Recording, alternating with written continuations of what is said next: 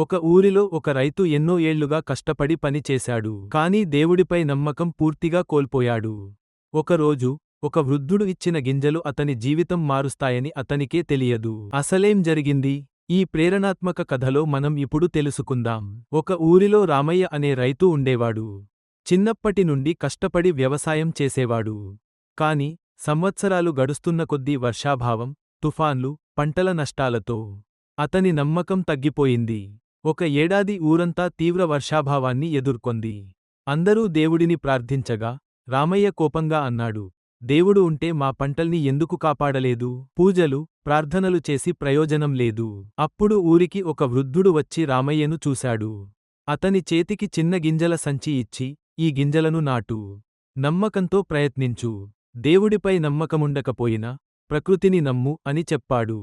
రామయ్య ఆశ్చర్యంగా గింజలను నాటి రోజూ నీళ్లు పోసి చూసుకుంటూ ఉండేవాడు.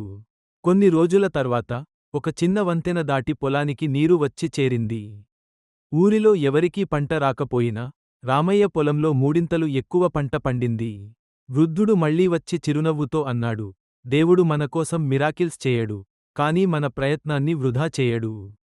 విశ్వాసం అంటే కేవలం ప్రార్థనలు కాదు, మన శ్రమమీద నమ్మకము కూడా. ఆ రోజు నుంచి రామయ్య దేవుడిపై కొత్తగా నమ్మకం ఏర్పరుచుకున్నాడు. కేవలం ఎదుట చూసి గట్టిగా పనిచేయడం కాదు, సహాయపడే ప్రకృతిని, దైవాన్ని గౌరవించడం కూడా తెలుసుకున్నాడు.